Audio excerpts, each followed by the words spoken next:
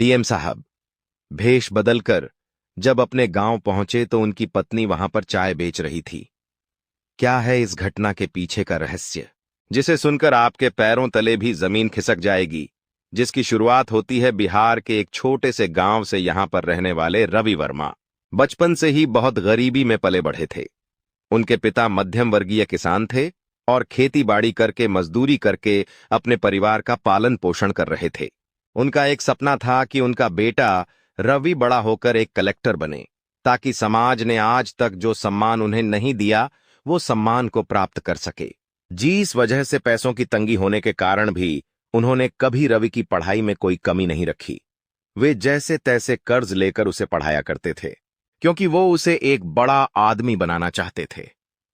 रवि भी अपने सपनों को पूरा करना चाहता था, क्योंकि जिंदगी में उसने बहुत दुख देखा था। वो समझ चुका था कि इन सभी दुखों से अगर बाहर निकलना है तो एक बड़ा ऑफिसर बनना होगा, जहां पर मेरे पास गाड़ी होगी, बंगला होगा और अच्छी खासी पावर होगी, जिससे मैं पिताजी को इस पूरे गांव में सम्मान दिला सकता हूं। लेकिन कहते हैं ना, अक्सर जब हम बड़े होते हैं तो जवानी के जोश में कोई अपना ध्यान भटका लेता है, तो कोई अपने सपनों को पूरा करने के लिए इस ओर ध्यान नहीं देता। लेकिन यहां पर रवि से एक बहुत बड़ी गलती होगी। उसके पिताजी ने उसे कॉलेज पूरा करने के लिए गांव के एक नजदीक शहर में भेजा। वो शुरू में बहुत अच्छी पढ़ाई लिखाई कर रहा था, लेकिन एक दिन उसकी मुलाकात रिया से हुई। रिया एक बहुत ऊंचे घराने की लड़की थी, बहुत पैसे वाले परिवार की लड़की थी। रिया और रवि का कोई मेल नहीं था। एक अमीर परिवार से थी और एक गरीब परिवार से, लेकिन फिर भी जो विधि का विधान होता है वो तो होकर ही रहता है। दोनों के बीच में बातचीत शुरू हुई और समय के साथ इस बातचीत ने नजदीकियों का रूप ले लिया। 2 से 3 सप्ताह बाद दोनों को एक दूसरे से प्यार हो गया। रवि हमेशा रिया को समझाया करता था कि हम बहुत गरीब परिवार से हैं, हमारा मिलन नहीं हो सकता। तुम मुझे पाने के ख्वाब देखना छोड़ दो, तुम्हारे लिए तो कोई राजकुमार इंतजार कर रहा होगा। तुम मेरी झोपड़ी में आकर अपना जीवन क्यों बर्बाद करना चाहती हो? लेकिन रिया का कहना था कि मैंने तुम्हारे पैसों से नहीं तुमसे प्यार किया है। चाहे तुम मुझे 2 वक्त की रोटी खिला पाओ या ना खिला पाओ, लेकिन मैं तुम्हारे साथ ही खुश रह सकती हूं। जिसके बाद रिया ने रवि के बारे में अपने घर पे बताया, जिसके बाद उसे क्रूरता की एक ऐसी घटना शुरू हुई जिसे सुनकर आपकी आंखों में भी आंसू आ जाएंगे। रिया ने जब अपने घर पे यह सब प्रेम का मामला बताया तो उसके घर वाले क्रोधित हो गए, क्योंकि रवि एक छोटे से गांव का लड़का था और वो मध्यम वर्गीय परिवार से था। गरीब घर से था तो उन्हें यह रिश्ता बिल्कुल भी मंजूर नहीं था। वो किसी भी सूरत में इस रिश्ते को तोड़ना चाहते थे। जब रिया ने यह बात रवि को बताई कि मेरे घर वाले नहीं मान रहे हैं और किसी भी सूरत में नहीं मानेंगे, तो दोनों ने भागकर शादी करने का फैसला लिया। लेकिन उन्हें इस बात का अंदाजा नहीं था कि वो बहुत बड़ी गलती करने जा रहे हैं। जैसे तैसे दोनों ने भागकर शादी तो कर ली, लेकिन इधर रवि के परिवार पर मुसीबत का पहाड़ टूट गया, क्योंकि उनकी बेटी को एक गरीब घर का लड़का उठाकर ले गया था, जो छोटी जाति का था। तो पूरे समाज में उनका बहुत बड़ा अपमान हुआ, जिसके बाद उन्होंने रवि के घर वालों को प्रताड़ित करना शुरू कर दिया। वे चाहते थे किसी भी सूरत में उनकी बेटी का पता लगे, जिसके लिए वो रवि के पिता को टॉर्चर कर रहे थे। लेकिन उनका एक ही कहना था, हमें नहीं पता वे दोनों कहां गए हैं। लेकिन 3-4 दिन बाद वे दोनों फोन करके पुनः घर पर आ गए। लेकिन उसके बाद जो हुआ सुनकर आपके भी होश उड़ जाएंगे, क्योंकि अपने घर वालों के दबाव में आकर रिया ने पुलिस के सामने यह बयान दिया कि रवि तो उसे जबरदस्ती लेकर गया था, वो तो उससे प्यार ही नहीं करती। ऐसा बयान प्राप्त होने के बाद उल्टा रवि के ऊपर एक बहुत बड़ा केस बन गया और उसे हवालात में डाल दिया गया। वास्तविकता में रिया रवि से बहुत प्रेम करती थी, लेकिन उसके घर वालों ने आत्महत्या की धमकी दी थी, जिस वजह से उसे ऐसा कदम उठाना पड़ा, जिसके बाद अपहरण का केस लगाकर रवि को जेल में डाल दिया गया। और इधर रिया को जबरदस्ती धमकी देकर दूसरी शादी करवा दी गई। जेल की हवालात में जब रवि ने देखा कि उसके माता पिता रो रहे हैं, उन्हें मारा गया है, टॉर्चर किया गया है, तो उसकी आंखों से आंसू ही आंसू निकल रहे थे। अब उसे प्रेम में जो धोखा मिला था, जिसके बाद उसे प्रेम शब्द से भी नफरत हो गई थी, वो जान चुका था कि उसने जिंदगी की कितनी बड़ी भूल की है। पिताजी मुझे कलेक्टर बनता देखना चाहते थे, लेकिन मैंने उनकी सारी उम्मीदों पर पानी फेर दिया। जो मैंने करके दिखाया है वो वास्तव में बहुत शर्मनाक घटना है, लेकिन अब मैं चुप नहीं बैठूंगा। अब मैं एक ऐसा मुकाम हासिल करूंगा जिसके बाद जिन लोगों ने मेरे पिताजी का अपमान किया है वो उनके सामने सर झुकाएंगे। तकरीबन 3 माह तक जेल में बंद में रहने के बाद रवि बाहर आया, जहां उसे पता चला रिया ने तो शादी कर ली है और वो अपने संसार में बहुत खुश है। इधर रवि का प्रेम बरस से विश्वास उठ चुका था। वो हर हाल में बदला लेना चाहता था। रिया के घर वालों को ये बताना चाहता था कि उन्होंने उसे छोटा समझकर बहुत बड़ी गलती की है। वो जाति से या पैसों से छोटा भले ही हो सकता है, लेकिन अभी भी उसके पास एक मौका था कि वो पावर हासिल कर सके, बड़ी गाड़ी हासिल कर सके। और ये सब तभी हो सकता था जब एक बड़ा ऑफिसर बन जाता, बड़ा कलेक्टर बन जाता। जिसके बाद उसने अपने माता पिता को यह भरोसा दिया कि मुझसे बहुत बड़ी गलती हुई है, लेकिन अब मैं अपनी गलती को सुधारना चाहता हूं, इसलिए मैं दिल्ली जा रहा हूं। दिल्ली में मैं पढ़ाई करूंगा, यूपीएससी की तैयारी करूंगा और आपका बचपन का सपना पूरा करके दिखाऊंगा। मैं कलेक्टर बनकर ही वापस इस गांव में लौटूंगा। आप मेरी चिंता मत करना। आपका खोया हुआ सम्मान मैं किसी भी सूरत में आपको वापस दिलाकर रहूंगा। ऐसा प्रण लेकर रवि दिल्ली के लिए रवाना हो गया। वो हर हाल में कुछ बड़ा करके दिखाना चाहता था, लेकिन जब वो दिल्ली पहुंचा तो उसके सामने धर्म संकट की स्थिति बन गई, क्योंकि दिल्ली में हर गली में एक कोचिंग संस्थान खुला हुआ था और हर कोचिंग संस्थान यूपीएससी की तैयारी करवा रहा था। जो बच्चे 1455 साल की तैयारी कर चुके थे और कंपटीशन एग्जाम नहीं निकाल पाए थे, वे लोग अब यूपीएससी पढ़ाने वाले शिक्षक बन चुके थे। ऐसे में क्या सही है और क्या गलत, क्या नकली है, क्या फरेबी और क्या सच, ये सामने आना बहुत मुश्किल था। तब रवि की मुलाकात फिर एक लड़की से हुई जिसका नाम प्रियंका था। प्रियंका उस समय एक कोचिंग संस्थापक की बेटी थी, जो रवि को अपने पिताजी के कोचिंग संस्थान लेकर गई। उसने रवि की काबिलियत को पहचाना था। वो समझ चुकी थी कि ये जिंदगी में कुछ कर सकता है। उसने रवि को अपने पिताजी से मिलवाया और एक स्कॉलरशिप टेस्ट की बात करी, जिसमें रवि ने बहुत अच्छे अंक हासिल किए, जिसके बाद उसे कोचिंग संस्थान में स्कॉलरशिप के दम पर एडमिशन मिल गया। इधर रिया की पसंद से शादी ना होने के कारण उसके नए पति के साथ क्नॉइस आए दिन उसका लड़ाई झगड़ा हुआ करता था। अपने माता पिता की खुशी के लिए उसने शादी तो कर ली थी, लेकिन वो बिल्कुल भी खुश नहीं थी, क्योंकि वो हर हाल में रवि को ही अपना पहला प्यार मानती थी। लेकिन फिर भी जैसे तैसे अपने ससुराल में जीवन बसर कर रही थी। लेकिन एक दिन कुछ ऐसा हुआ जिसने इंसानियत की सारी हदें पार कर दी। रिया का पति उसे करीब या बढ़ाना चाहता था, लेकिन हर बार रिया उससे दूर भाग जाती थी, जिसके बाद रिया के नए पति को उस पर शक होने लगा कि आखिर ये मुझसे प्रेम क्यों नहीं करती है, आखिर ये मेरे पास क्यों नहीं आती है। जिसके बाद रिया के नए पति ने उसका पुराना पास्ट जानने की कोशिश करी। तब उसे पता चला कि यह तो पहले से शादीशुदा है और एक रवि नाम के व्यक्ति के साथ लव मैरिज कर चुकी है, जिसके बाद उसका गुस्सा 7वें आसमान पर था। उसने यह बात अपने पूरे परिवार को बताई और परिवार वालों ने रिया के माता पिता से बातचीत करी। अगर आपकी बेटी का पहले से विवाह हो चुका था तो आपने हमें ये बातें क्यों नहीं बताई? आपने हमारे बेटे की जिंदगी इस तरह से बर्बाद क्यों करी? जिसके बाद बातों को जैसे तैसे संभाल लिया गया। लेकिन अब रिया के पति को रिया में बिल्कुल भी इंटरेस्ट नहीं था। वो उससे पीछा छुटाना चाहता था।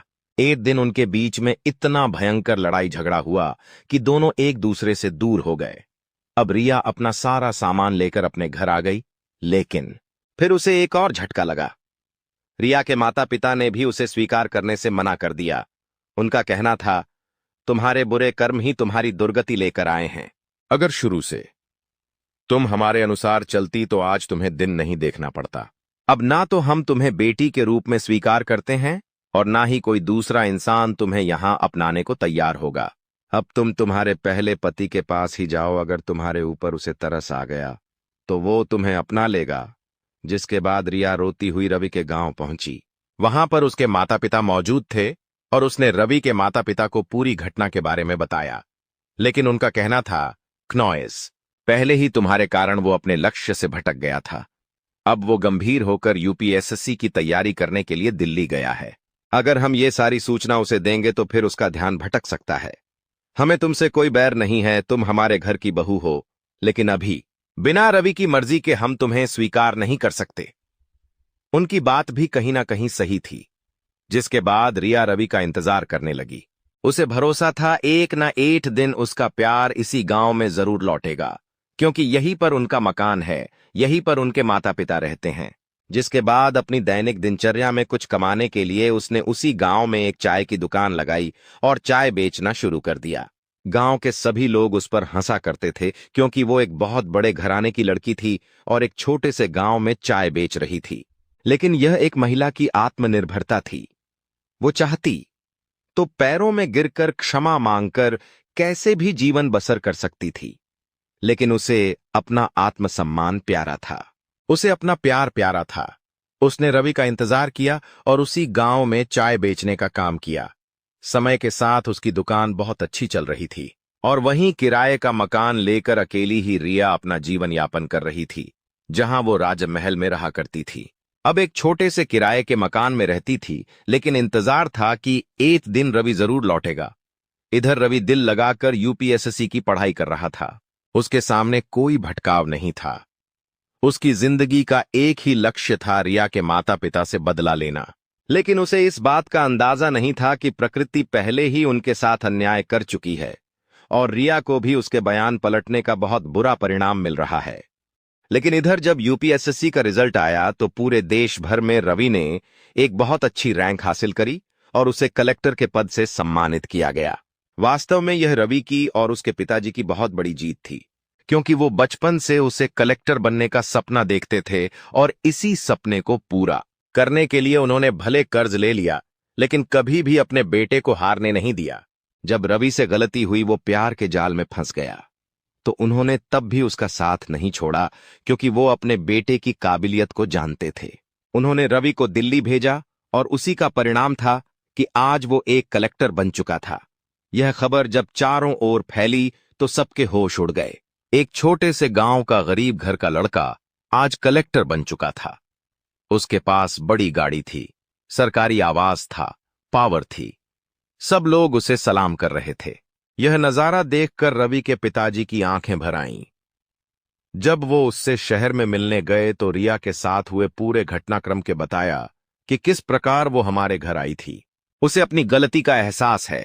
उसका पूर्व पति उसे छोड़ चुका है। अब तुम ही उसकी आखिरी उम्मीद हो। वो अपने ही गांव में आपकी 2 सालों से चाय की दुकान पर चाय बेच रही है। वे सच में तुमसे बहुत प्यार करती हैं और तुम्हारा इंतजार कर रही है। रवि के पिताजी की इन बातों ने रवि को बहुत ज्यादा आश्चर्यचकित किया, क्योंकि वो जानता था रिया उससे बहुत प्यार करती है, लेकिन घर वालों के दबाव में उसने वो बयान दिया था। अब वो अपने कलेक्टर पद को बहुत अच्छी तरह से संभाल रहा था, लेकिन अब रिया के परीक्षा खत्म होने वाली थी। एक दिन कलेक्टर साहब यानी रवि अपना भेष बदलकर, धोती कुर्ता पहनकर, बड़ी बड़ी मूंछें लगाकर और पगड़ी पहनकर अपने ही गांव पहुंचे, क्योंकि वो रिया की परीक्षा लेना चाहते थे। उस दिन वे रिया की दुकान पर बैठ गए और कहा कि छोरी एक चाय लगा दे। तब रिया उनके लिए चाय बनाकर लाई। तब मौका पाकर कलेक्टर साहब ने रिया का हाथ पकड़ लिया और कहा कि तू तो मुझे बहुत सुंदर लग रही है, तू क्या मेरे साथ शादी रचाएगी? ये माथे पे सिंदूर किसका है? यहां तो तेरा कोई पति नहीं दिखाई देता। तू किसके नाम का सिंदूर लगाकर बैठी है? तब रिया ने उसका हाथ झटकाया और गुस्से में आग दिखाते हुए कहा कि मेरे पति हैं, उनका नाम रवि है और वो इसी गांव के हैं। कलेक्टर बनकर लौटेंगे तो तुम्हें तुम्हारी औकात दिखाएंगे। यह जवाब सुनकर कलेक्टर साहब की आंखें भर आईं।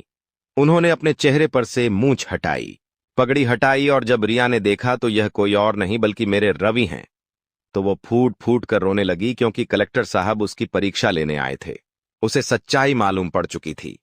रवि भी जान चुका था कि रिया अपने रिश्तों में बहुत ईमानदार है और उसे कभी धोखा नहीं देगी, चाहे समाज उसे ठुकरा चुका था।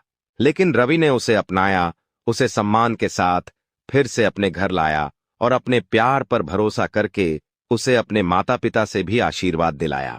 चाहे पहले उसकी शादी हो चुकी थी, लेकिन एक बार भी वो अपने पति के करीब नहीं गई थी, क्योंकि उसने वह शादी केवल अपने माता पिता की खुशी के लिए की थी। यहां रिया की कोई गलती नहीं थी। अगर कोई दूसरा इंसान होता तो उसे अपवित्र समझकर छोड़ सकता था, उसकी बुरी हालत पर हंस सकता था कि तूने मुझे छोड़ा था, देख तेरा क्या हाल हुआ। लेकिन रवि के अच्छे संस्कारों ने कभी भी उसे ऐसा करने की परमिशन नहीं दी। उसके माता पिता ने उसे भले ही गरीब स्थिति में रखा, लेकिन संस्कार और सोच बहुत अच्छी थी, जिसका परिणाम था कि फिर से विवाहित महिला को भी उसने अपनाया और उसे अपनी पत्नी बनाया। आज रिया एक कलेक्टर की पत्नी के रूप में मौजूद थी, जिसको उसके माता पिता भी देखते थे तो बहुत गर्व महसूस करते थे। लेकिन वो अब रिया के सामने सर झुकाकर रहते थे, क्योंकि बुरे समय में जहां उसके खुद के माता पिता ने उसे नहीं अपनाया, वहां पर रवि ने उसका साथ दिया। यही सच्चे प्रेम की निशानी है और आज की यह घटना हमें यही संकेत देती है। इस पूरे घटनाक्रम को लेकर आप क्या विचार रखते हैं? हमें नीचे कमेंट बॉक्स में बताना मत भूलना। अगर वीडियो आपको पसंद आई है तो लाइक कर दीजिए, साथ में चैनल को सब्सक्राइब करके बेल आइकॉन को प्रेस करना बिल्कुल भी ना भूले। अभी के लिए सभी दर्शकों को जय श्री राम।